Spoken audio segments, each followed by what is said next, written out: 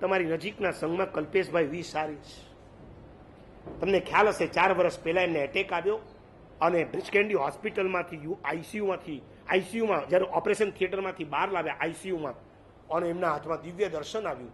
ભુવન ભાનુસુરી મહારાજનો લેખ હતો સાધર્મિક ભક્તિનો, એ વાંચ્યો ને એમને કુમારપાળભાઈ યાદ આવ્યા કે કુમારપાળભાઈની એવી ઈચ્છા છે કે મારે ગુજરાતના 5000 શ્રાવકોને લખપતિ બનાવવા છે. અને કલ્પેશભાઈને વિચાર આવ્યો કે આ એટેક કદાચ સિવિયર હોત તો પરલોક ભેગો પણ થઈ શકતો હતો. પ્રભુની કૃપાથી બચી ગયો છું. મારી સંપત્તિ મારે આ સાધર્મિકની પાછળ વાપરવી છે. અને કલ્પેશભાઈએ એક જ વર્ષની અંદર 5000 સાધર્મિકને 1 લાખ રૂપિયા આપી કેટલા રૂપિયાનું સુકૃત કર્યું? 50 કરોડ રૂપિયા. તમારા નિયર એરિયામાં જ રહેતું આ વ્યક્તિ એનો દાખલો લઈને રાજસ્થાનની એક પાર્ટી છે, ગૌતમભાઈ એનું નામ છે, કુમારપાળભાઈનો પરમ ભક્ત છે. એણે કીધું કે તમે જો મારું સંભાળતા હો તો મારે 800 સાધર્મિકને લખપતિ બનાવવા છે. એને 8 કરોડ રૂપિયા ભીનમાલ, જાલોર એ એની આજુબાજુના એરિયાની અંદર રાજસ્થાની પરિવારમાંથી 800 પરિવારને ચૂંટી અને એને 800 પરિવારને લખપતિ બનાવ્યા છે. દીપ સે દીપ જલે. ભૂતકાળમાં આપણે પેથળસા, જાવડસા આ બધાના નામ લેતા હતા કે એ લોકોએ સાધર્મિક ભક્તિ કરી.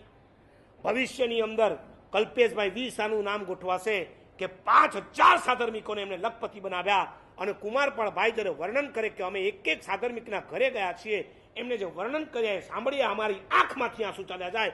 અમે નવસારીમાં બેઠા હતા, ગચ્છાધિપતિને આવીને વાત કરી કે સાહેબ અમે બગવાડામાં ગયા, બગવાડામાં એક બેન શ્રાવિકા બેન છે, અમને એના સમાચાર મળી ગયા હતા કે બેન પોતે બહુ જ સ્થિતિ સારી નથી, લાખ રૂપિયા આપવા માટે અમે એના ઘરે પહોંચ્યા. ત્યારે બેન પાપડ અને વણી કરતા હતા, પાપડ વડી અને વણી અને વેચી એમાંથી પોતાનું ગુજરાન ચલાવતા હતા.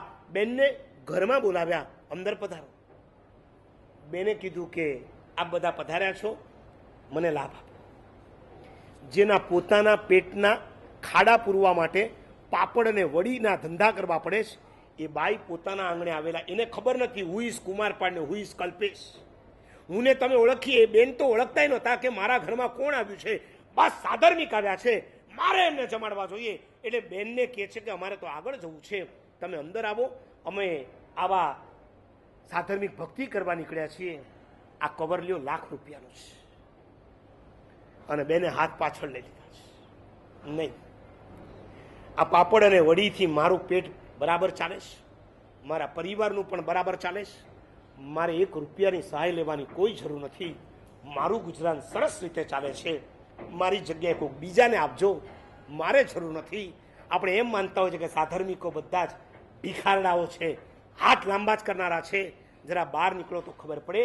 અમે જ્યારે વિહાર કરીએ છીએ ને ત્યારે આ પ્રહલાદનગરનો સંઘ અમને ઓરાવવા નથી આવતો, એ ગુજરાતના ગામડાના શ્રાવક અને શ્રાવિકાઓ ઓરાવે છે. અમે એવા ઘરમાં ગયા છે કે જે માં પોતાના દીકરાને પાણીમાં લોટ નાખી એને દૂધ જેવું બનાવી અને પોતાના દીકરાને પીવડાવીને કહે છે, લ્યો આ ગરમા ગરમ દૂધ પી લો સાકર નાખીને, અને હવે તમે સ્કૂલે જાઓ. અને બચેલા દૂધમાં અમે જઈએ છીએ ને, અમારા તરફણીની અંદર આખું દૂધની તપેલી ઉલટી કરી નાખે છે. મારા ઘરે મહાત્મા આવ્યા છે, મહાત્મા પાછા ન જવા જોઈએ. મારા દીકરાને આવતીકાલે પીવડાવીશ તો ચાલશે, પણ મારા મહાત્મા આવતીકાલે નહીં આવે. આજે વિહાર કરીને આવ્યા છે, એ પાછા ના જવા છે. આ આપણા સાધર્મિક છે. તમારા ફ્લેટ, તમારી ગાડી, તમારા સંતાનોના નખરા, ફેશનો, એના સ્માર્ટફોન, એની સોશિયલ જેટલા પણ ઇન્સ્ટ્રુમેન્ટ્સ, એ સિવાય તમારી કિટી પાર્ટીઓ, તમારા પાર્ટી પ્લોટ્સ, તમારા હિલ સ્ટેશનો ઉપરના ફરવાના ખર્ચા, આ બધાના 1 વર્ષનો એક બાજુ હિસાબ માંડો અને બીજી બાજુ તમારા તરફથી થતા સુકૃતનો હિસાબ માંડો. આપ જમીનનો ફરક છે. આપ જમીનનો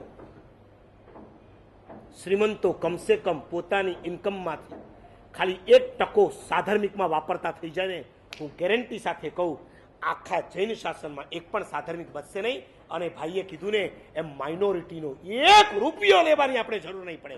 હંમેશા યાદ રાખજો કે જૈનો હંમેશા આના માટે નથી, જૈનો હંમેશા આના માટે હોય છે. આજે તમારી પાસે શક્તિ છે, આપો તો આવતીકાલે તમારે ક્યાંય હાથ લાંબો નહીં કરવો પડે.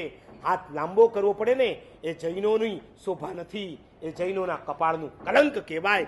આપણે કદાચ માઇનોરિટીની અંદર જઈએ કેટલાક કારણોસર, એ આખી જુદી વાત છે, પરંતુ વ્યક્તિગત રીતે આપણે સમજવાનું એ જરૂર છે. આપણા કર્મનો ઉદય થશે ને તો માઇનોરિટીનો રૂપિયો પણ આપણને સદવાનો નથી, બચવાનો નથી. અને આપણા કર્મ જો સીધા ચાલતા હશે ને, છપ્પર ફાળ કે ભગવાન આપવાવાળા છે. મારી વાત એ છે, તમારા જીવનમાં સાધર્મિકને દરેક પ્રસંગમાં કેન્દ્રમાં રાખજો. અને નંબર 4, ભગવાનના શાસનના સાર તરીકે ચોથા નંબરમાં જો ગોઠવાયું હોય પરમાત્માની ભક્તિ છે,